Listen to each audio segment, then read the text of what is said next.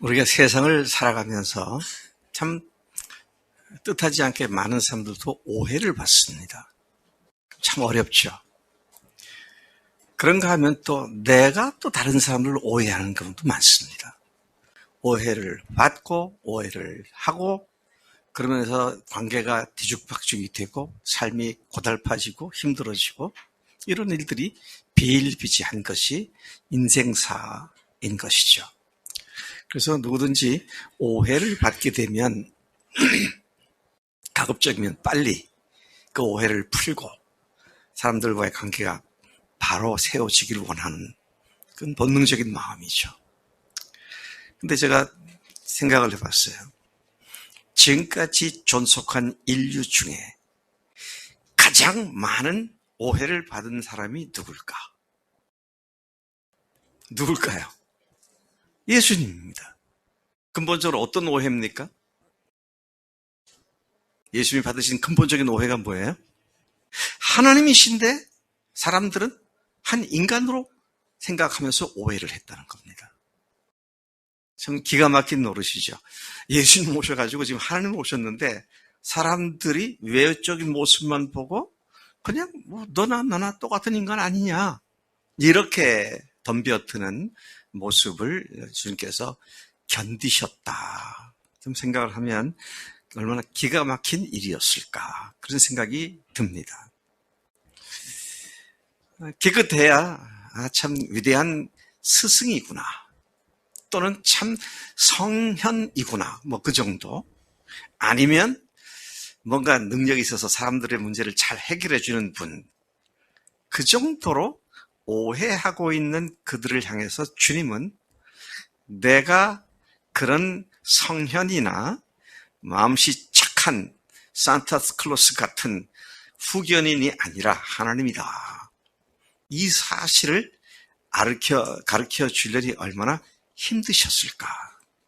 강선우 형제가 간증에 한 달여 전부터 우리 40, 50대 목자, 남자 목자, 예비 목자, 또 거기에 또, 두 분 또 이렇게 또 참여를 해가지고 6분이 지금 요한복음을 공부하는데, 저도 가르치기 위해서도 열심히 준비를 하잖아요. 하면서 깜짝 놀라게 되는 건 1장에도 그 얘기, 2장에도 그 얘기, 3장에도 그 얘기, 8장까지 갔는데 8장까지도 계속 같은 얘기인데 그게 뭐냐?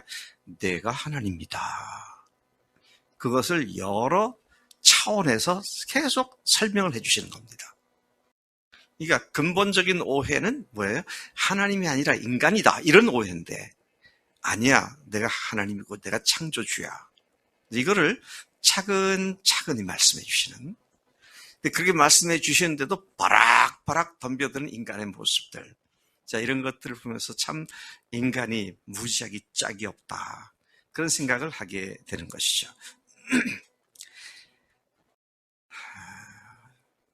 그렇기 때문에 주님께서는 그때도 그러시고요. 지금도 그러시고 예수를 믿는다고 말하는 사람들의 믿음이 바른 것인지에 대해서 굉장히 신경을 곤두세우시면서 분별하신 분이십니다. 믿는다는 말 하나로 뭉뚱거려가지고 자기가 만든 예수님을 믿는 이런 것들을 빠지지 않도록 하기 위해서 예수님께서는 정말로 이 문제, 믿는다고 하는 사람들의 믿음을 잘 살피는 일에 있어서는 그 말씀드린 대로 2장, 4장, 그리고 8장에서는 그 진면목을 믿는다고 하는데 실체는 그렇지 않은 진면목을 하나씩 들춰내서 그 실체를 드러내시는 그런 일에 많은 시간들을 할애하신 것을 보게 되는 것이죠. 여러분은 혹시 예수님을 오해하지는 않으십니까?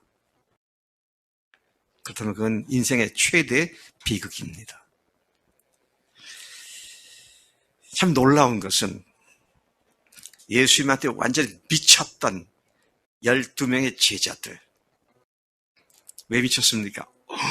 이분을 보니까 만날 때부터 물로 포도주를 만들거나 뭐 병자를 고치거나 귀신을 내어 쫓거나 심지어 오병이어로 물고기 2마리와 보리떡 5개로 남자만 5,000명을 먹이고도 12강주를 남긴다든지 물 위로 걸으신다든지 또 바람과 바다를 갖다 말씀 한마디로 잠잠케 한다든지 이런 것들을 아주 가까운 거리에서 같이 탄 배에서 직접 보고 듣고 경험한 제자들.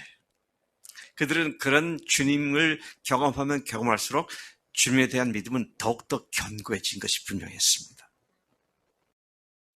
그렇겠죠? 당연히 그렇죠. 그런데 그들이 처음부터 예수님을 오해했던 것은 그 많은 주님과의 경험에도 불구하고 3년 동안 계속 그 오해는 불식되지 않았고 그 오해는 계속되었습니다. 언제까지요? 예수님 세상을 떠나시고 세상을 떠나실 때까지 그들의 prejudice, 그 선입견, 오해 이것은 해결되지 않았습니다. 세상에 이럴 수가 있습니까? 그렇게 놀라운 역사를 하셨는데 아까도 말씀드린 오병이어로 5,000명을 남자만 5,000명을 10,000명도 넘겠죠. 여자들 아이들 하면 그 많은 인원들을 물고기 보리떡 5개 물고기 2마리로 다 배불리 먹이고도 12강줄이가 차고 넘쳤다. 그러면 이분이 하나님이시구나 이렇게 돼야 되는 거 아니겠어요? 안현자매는 그런 현상을 보면 하나님이라고 말하지 않겠어요? 당연히 그럴 것 같다, 안자매는.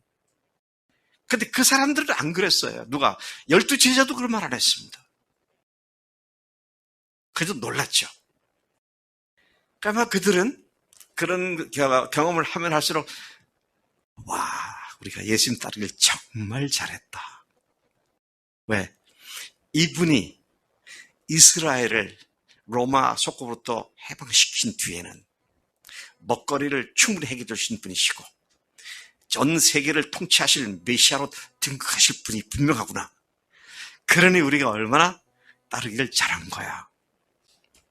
시간이 가더니요 3년쯤 지나더니 그 제자들 가운데 또 하나님 예수님과 함께 그 세계 정부를 형성하고 메시아 왕국을 형성할 때에 거기에 신하가 되는 건 물론이고 누가 더 좋은 자리를 차지할 건가 이런 꿈으로 또 싸우더라고요. 결론은 뭡니까? 그들이 주님께 처음 따르듯 가져던 오해가 3년이 지나도 바뀌지 않았다는 겁니다. 기가 막힌 이야기입니다. 참 기가 막힌 얘기예요. 그분께 대한 그들의 믿음이 너무도 확신에 찼고 강력했기 때문에 어느 정도로 강력했느냐, 자기 부모, 처자, 형제를 버리고 예수님을 쫓았고 자기 직장을 버리고 예수님을 쫓았고 예수님을 쫓아다니는 일에 3년간을 완전히 헌신했던 그들이었는데 그랬던 그들이 그분에 대한 오해에서 3년 지나도 벗어나지 못했다. 근데 한 사건으로 말미암아 그 오해가 완전히 벗겨지는 일이 발생하게 된 겁니다. 그 한 가지 사건이 뭐예요? 부활이었습니다. 제가 오늘 성경 본문을 읽는 것을 하지 않았는데 일부러 안 한 건 아닙니다. 간적이 많다 보니까 마음이 급해서 그랬어요. 오늘 본 말씀은 요한복음 2장 22절에서 25절까지인데요. 22절 우리가 많이 암송하잖아요. 예수께서 죽은 자 가운데서 다시 살아나신 후에야 제자들이 예수께서 하신 말씀을 기억하고 성경과 예수께서 하신 말씀을 믿었더라 그랬습니다. 제자들의 눈에서 오해라고는 비늘이 벗겨지고 이분이 하나님이시구나. 이분이 천지주제이시구나. 이렇게 그들이 갖고 있던 오해가 완전히 부식되고 이해를 새롭게 하게 만든 것이 부활 사건이었다는 것입니다.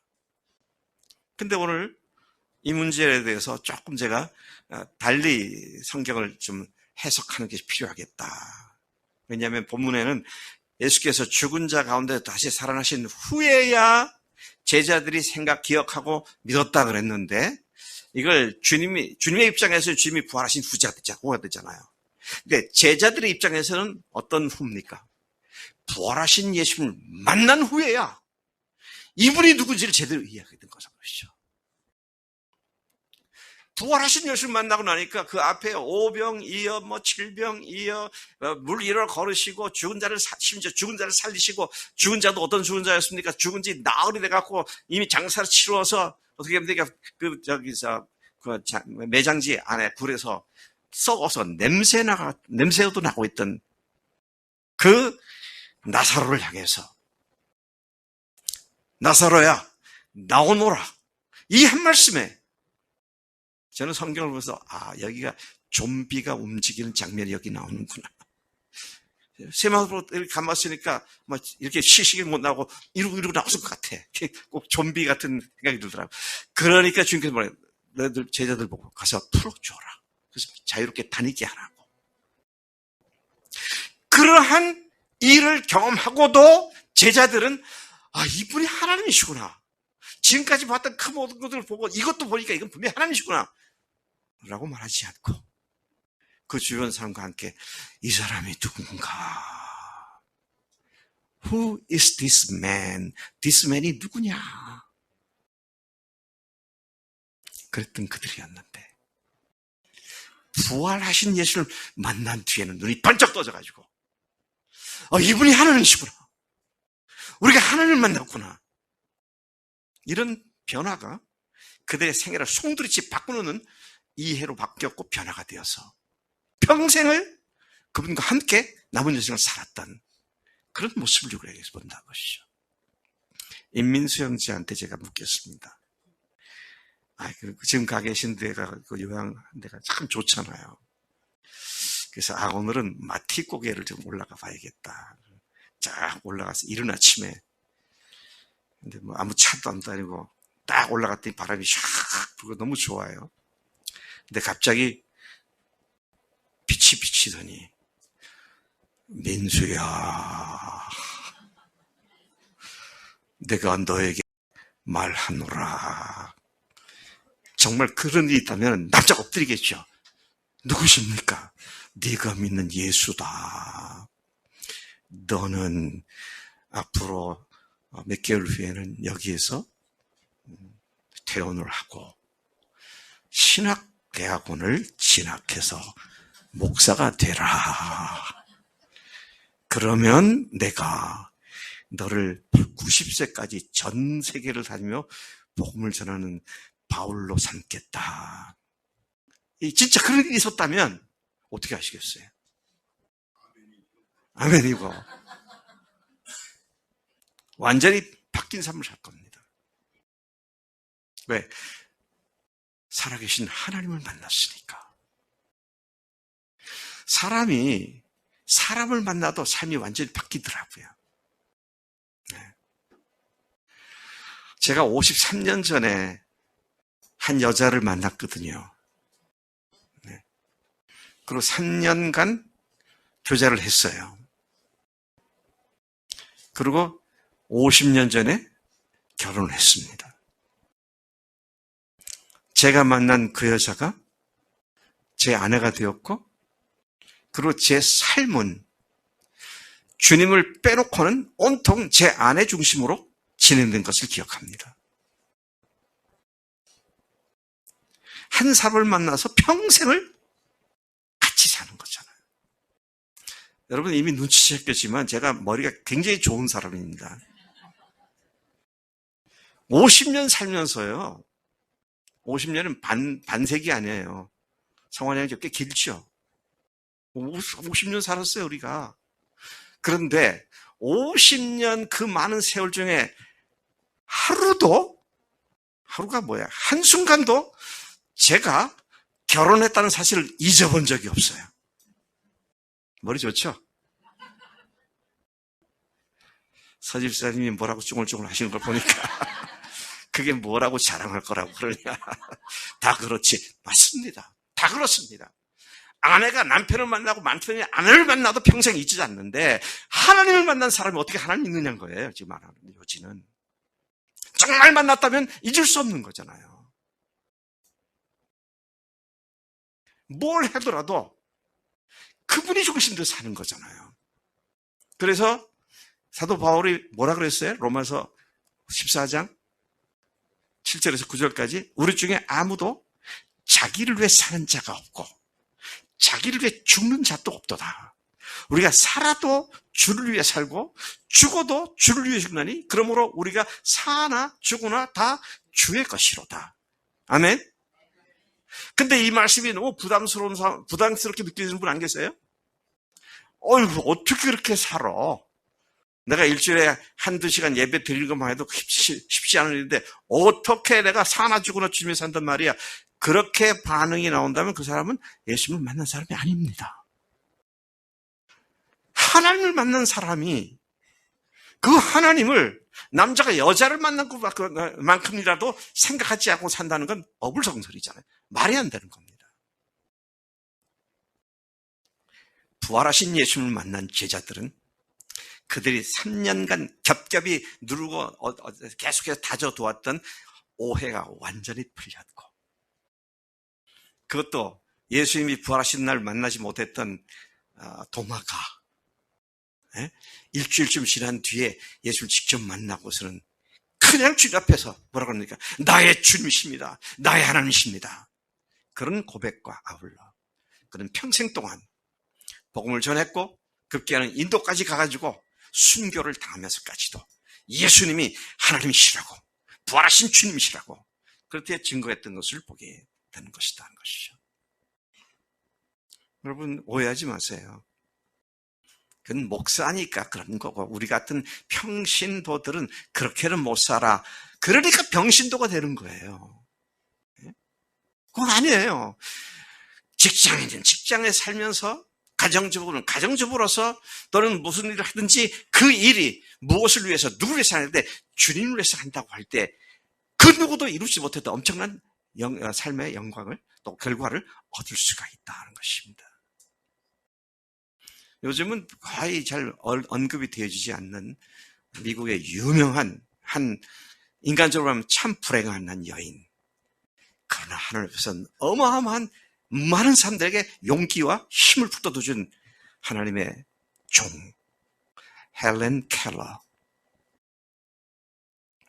눈도 못 보죠? 귀도 못 보죠? 못 듣죠?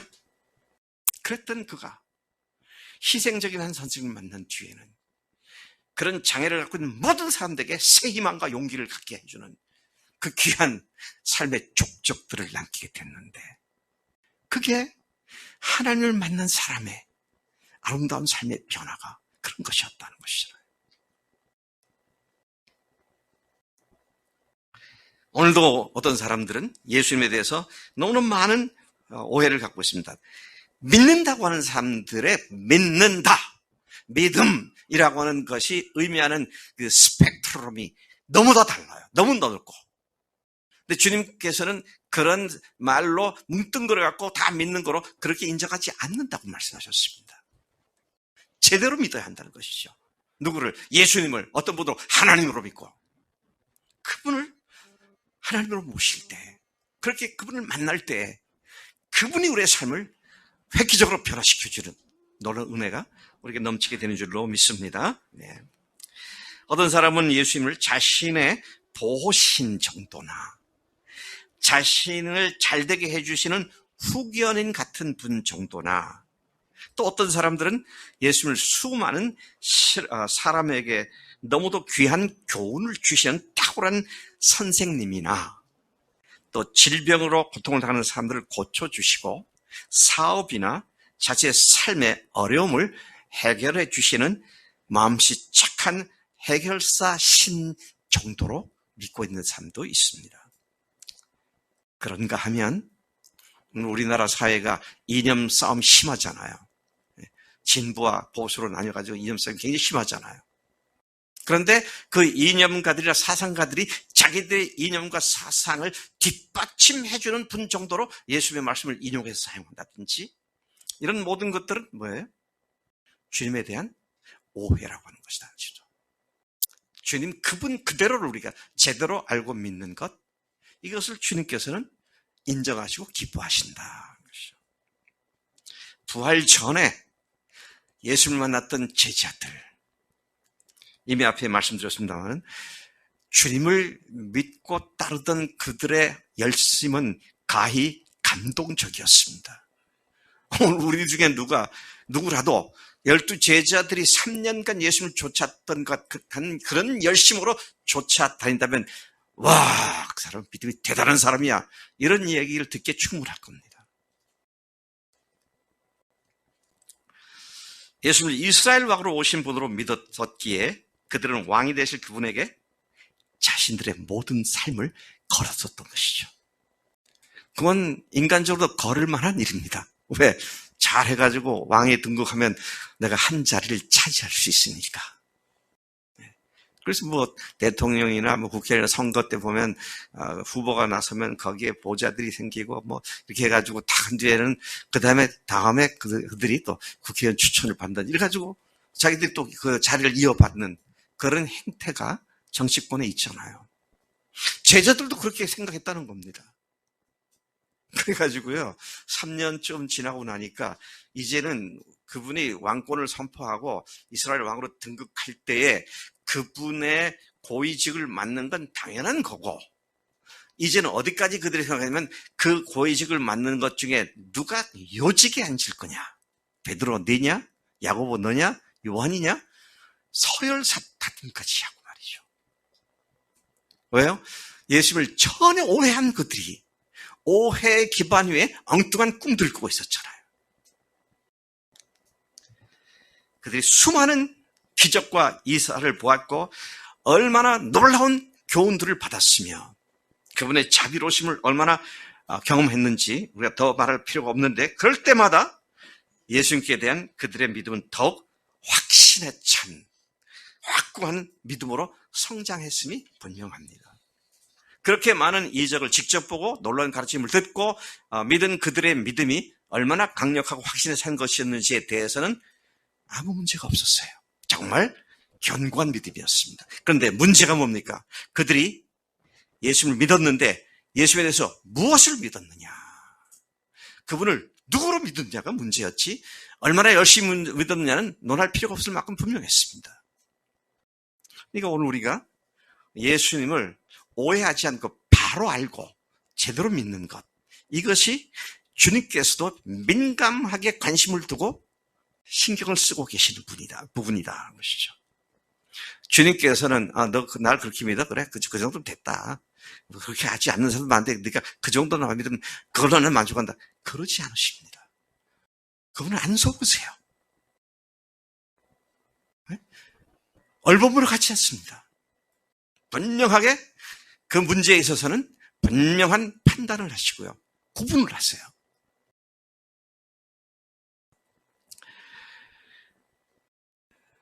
부활하신 예수를 만난 후에야 제자들도 비로소 그분에 대한 이해가 바로 정리될 수가 있었다는 것이죠. 그들이 부활하신 예수를 만났을 때 그분은 더 이상 인간이 아니었습니다.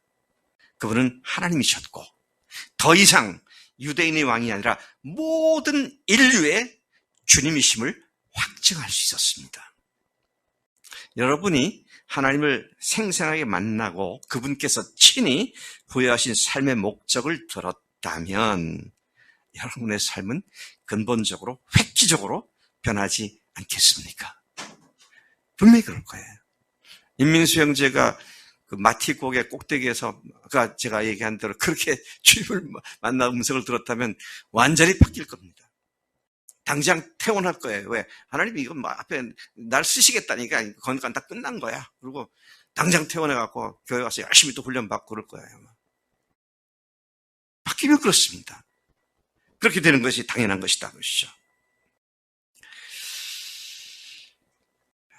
부활하신 예수를 만난 사람이 삶이 변하지 않고 늘 자기가 주인된 삶에 허덕이고 있다면 그가 진정으로 부활하신 예수님을 만났는지를 다시 점검해 보아야 한다는 것입니다.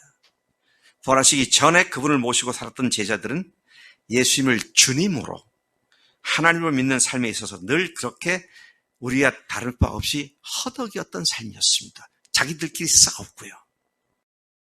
그러나 부활하신 주님을 만난 후에야 그들은 예수님을 누구로?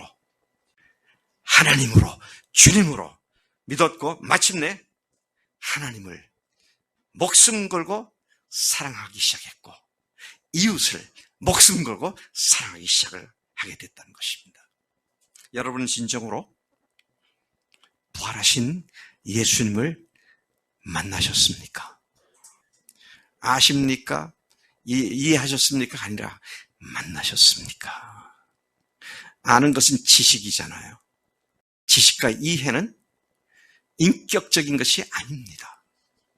논리적인 것이고요. 어떤 것은 그것은 기계적인 측면이 있습니다. 근데 인격적인 것은 감동이 있고 감사가 있고 헌신이 있고 사랑이 있고 희생이 있는 그런 것이다. 주님을 만났다는 말은 전인격적인 반응이 주께 들어줄 수밖에 없는 것이다. 그런 말씀을 하고 있는 것이죠. 어떤 믿음이 진정으로 사람을 변화시키는가? 제가 지금 좀 설교 내용을 좀 줄이기 위해서 간단하게 말씀드리겠습니다. 조금 전에 말씀드렸는데요. 기계적인 원리나 공식이 아니라 인격적인 사랑이 사람들을 변화시키는 것입니다. 누군가가 나를 위해서 엄청난 희생을 했다 하면 감동을 받잖아요. 아까 우리 박정자 자매님이 30도가 넘는 뜨거운 날씨에 성경 구절을 하나라도 가르쳐 주기 위해서 우리 집에 찾아온 이혜숙 집사님 감사합니다 그랬잖아요. 사랑은 사람들을 변화시키는 능력이 있는 것이라요. 그 뜨거운 30도에 집에 와서 1시간 정도 시간 같이 가졌는지 구체적으로 모르겠습니다만은 그렇게 해도 감사한데 아예 세상에 오셔서 우리를 위해서 30분 1시간이 아니라 당신의 생명 전체를 쏟아 부으시고 우리를 위해서 사랑하신 그 주님, 그분의 사랑에 감격하고 그분을 만나게 됐을 때 그 만난 사건은 우리의 일생 동안을 변화시키는 놀라운 출발점이 되고 능력이 될 줄로 믿습니다. 예. 하나님을 만난 사람들은 결코 그분을 만나기 전까지 계속 평생 동안 엎치락 뒤치락하며 살아가지 않습니다. 여러분, 그렇다고 저는 주님 앞에서 언제나 승리하며 늘 넘치는 삶을 산다, 그 말은 아닙니다. 그렇게 못 살고 있어요. 목사님 못 살면서 무슨 얘기를 하는 겁니까? 우리 보고는 어떻게 살라고 하는 겁니까? 오해하지 마세요. 100% 그렇게 못 산다는 얘기지. 그래서 7, 80%나 8, 90%는 그렇게 살아요. 근데 나를 계속 괴롭히는 건 그렇게 살지 못한 1, 20% 때문에 고민하는 거지. 1, 20% 정도 주님을 위해 사는 것 같고 8, 90%는 나를 위해서 사는 그런 삶이 아니라는 얘기입니다.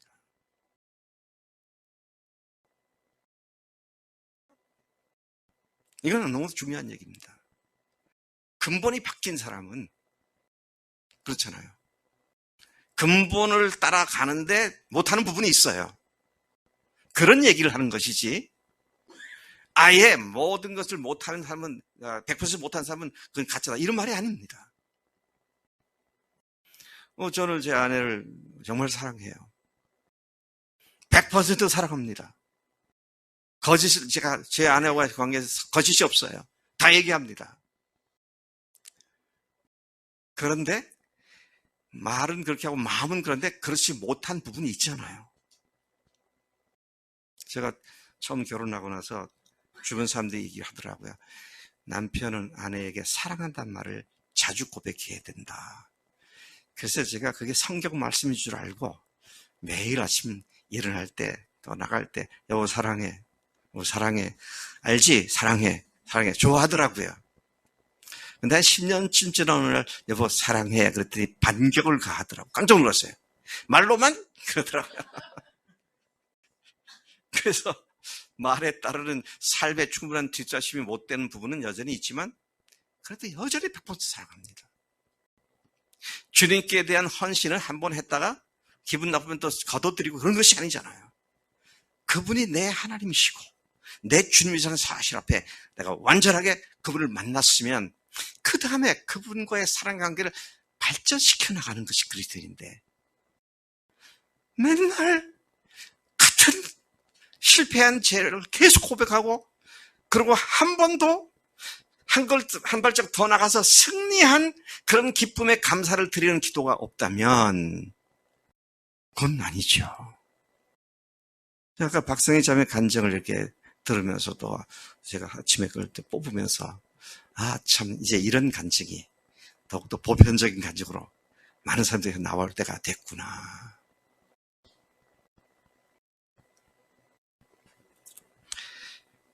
복음은 결코 수학 공식 같은 것이 아닙니다. 수학 공식은 그 공식에 대입하면 거의 자동적으로 또는 기계적으로 답이 나옵니다. 그렇죠? 그건 뭐 거의 자동적인 거예요. 그래서 복음을 구원 공식으로 삼는 잘못을 해서는 안 됩니다. 그게 대표적인 이단이 누구예요? 구원 공식으로 얘기하는 사람들이, 그 사람들이 구원파입니다. 그래서 구원받았다는 얘기 그 사람 잘해요. 근데 가만 들어보면 주님과의 인격적 관계가 아니고 구원 공식을 딸딸 외워가지고 거기에 딱 답을 넣어가지고는 이래서 내가 구원받았다.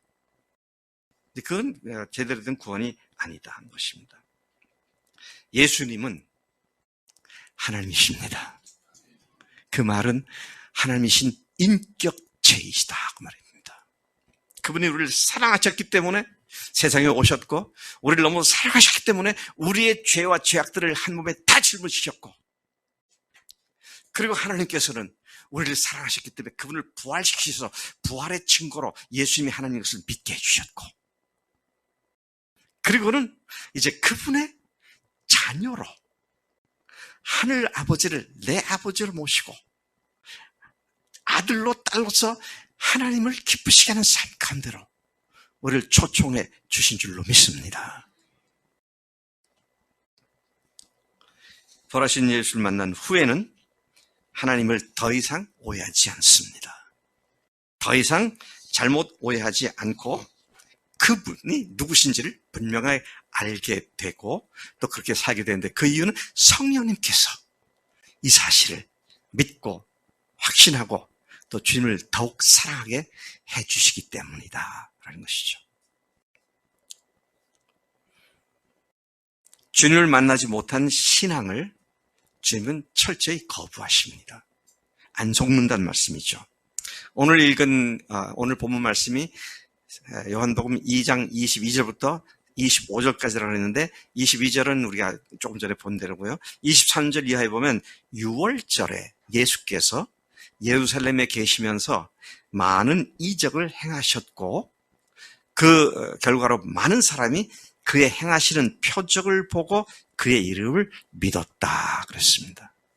와, 예루살렘 또 성전, 거기에서 주님께서 많은 이적을 행하셨는데 병든 자를 고치시고 어려운 귀신 들린 사람들을 고쳐주시고 그렇게 하셨으니까 많은 사람들이 그분이 하시는 걸 보고 이분이 예수이시구나.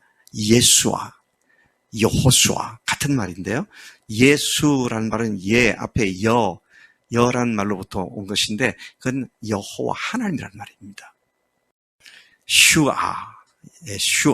슈아는 구원하시다 그런 말입니다. 여호와는 구원이시다. 여호와는 구원하신다.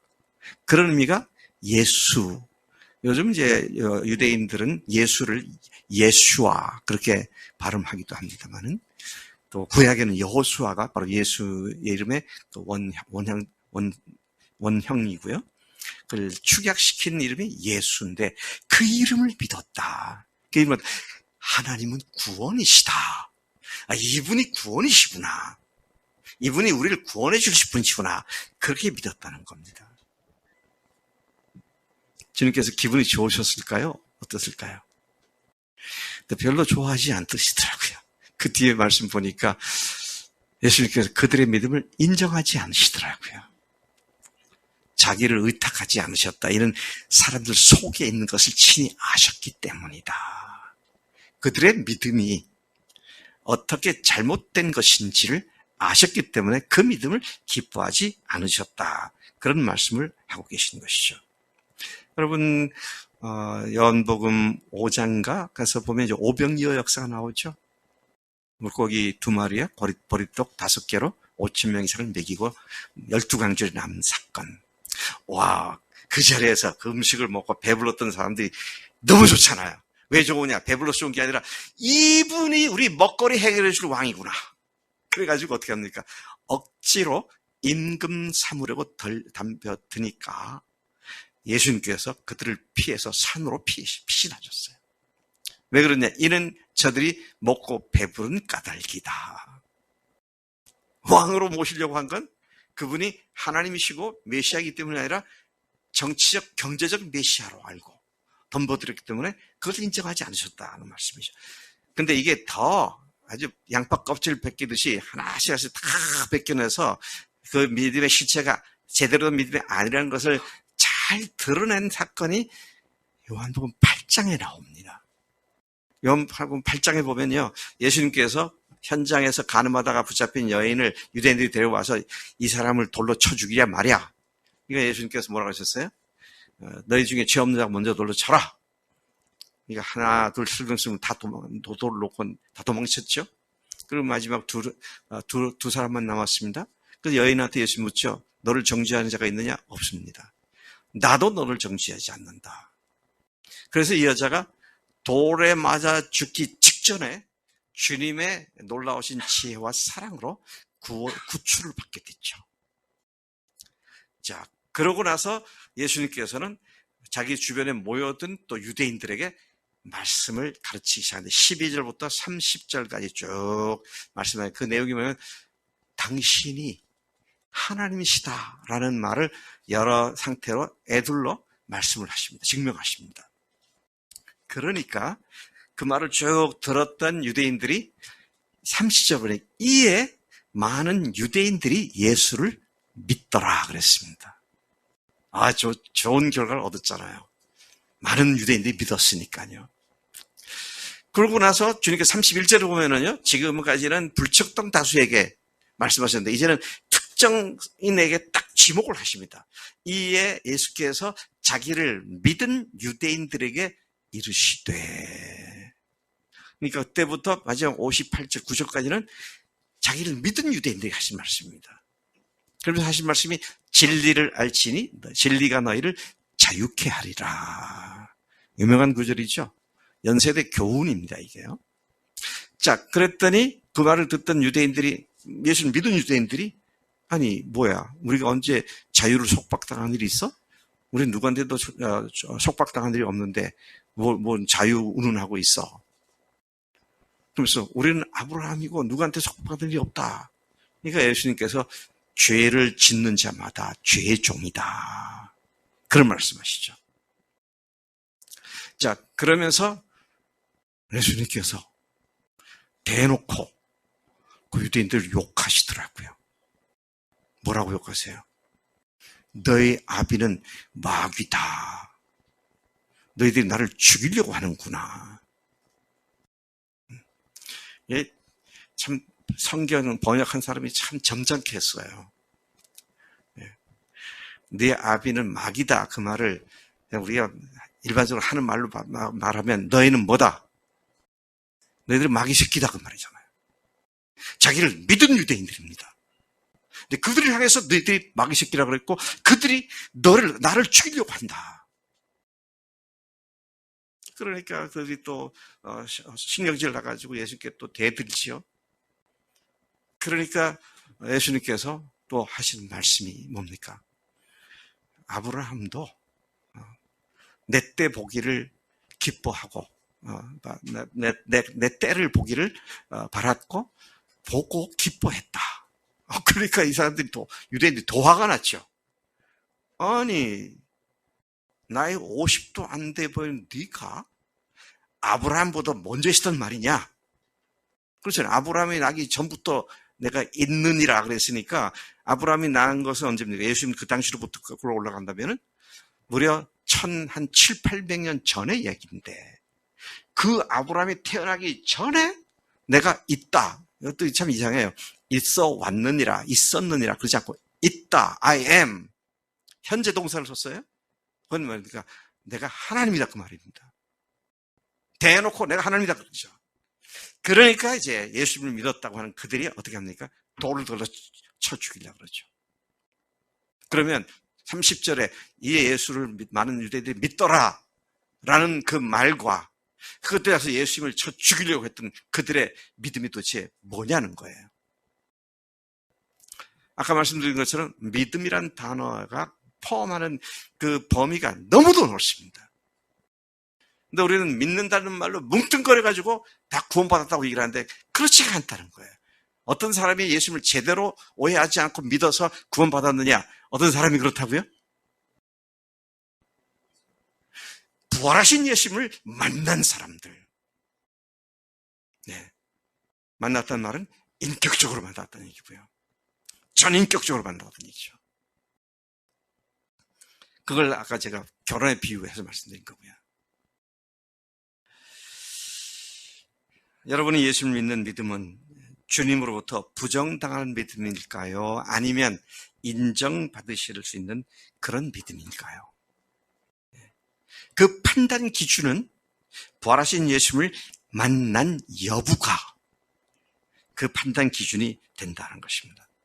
만났다는 말은 이해하고 긍정적으로 받아들이는 것이 아니라 부활하신 하나님이신 예수님을 주님으로 하나님으로 믿고 그분을 중심으로 삶이 새롭게 재출발한다는 의미가 되는 것이죠.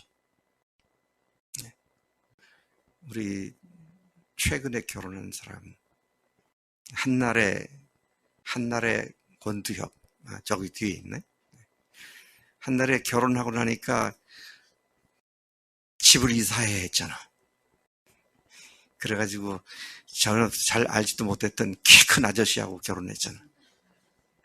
이사를 가고 새로 살림을 차리고 예수 믿는 게 그런 거예요. 이전에 살았던 것이 정리되죠. 이제는 주인 바뀐 삶을 사는 것. 그것이 예수님 만난 사람들의 당연한 삶이다 하는 것이죠. 살아도 주를 위해 살고 죽어도 주를 위해 죽는 신앙을 말하는 것이다. 결혼하는 남녀가 서로가 서로에게 삶을 건 헌신을 하듯이 예수님께 삶을 건 헌신을 하셨습니까?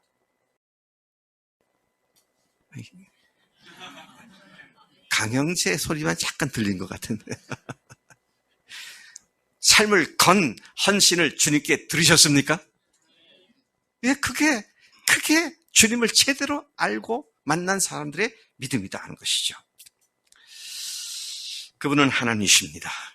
그분은 주님이십니다. 그 어떤 누구도 예수님과 같은 존재는 없습니다. 전지전능하신 하나님이신 예수님을 내 인생의 주인으로 모시고 살아가는 그런 새로운 관계를 맺으셨습니까? 이게 마지막 질문인데 질문에 대한 답이 그냥 거시기 하네. 주님과 그런 새로운 관계를 맺으셨습니까? 네. 이제는 그 사랑의 관계에 자라가는 것. 그래서 맨날 패배만이 아니라 패배 한 번 실수했다면 2번 승리하고 2번 승리했다면 4번 승리하게 되고 날마다 갈수록 승리한 간증들이 우리 가운데 넘쳐나기를 축복합니다. 하나님 아버지 감사합니다. 오늘 이 시간 주님께서 믿음에 대한 분명한 기준을 두시고 각 사람들에게 그 기준으로 다시 믿음을 점검하도록 해주신 것 감사합니다. 하나님을 위해서 산다는 것이 결코 율법적인 억압적인 것이 아니라 기쁨과 즐거움과 헌신함의 고백임을 감사드립니다. 주님, 우리 온 교회가 이 주님, 부활하신 주님을 만난 기쁨으로 날마다 독수리 하늘로 솟음 같이 우리의 믿음이 그렇게 승리를 거듭하는 놀라운 믿음의 간증들이 넘치도록 복 주실 줄로 믿습니다. 감사합니다. 예수님의 이름으로 기도를 삼나이다. 아멘. 아멘.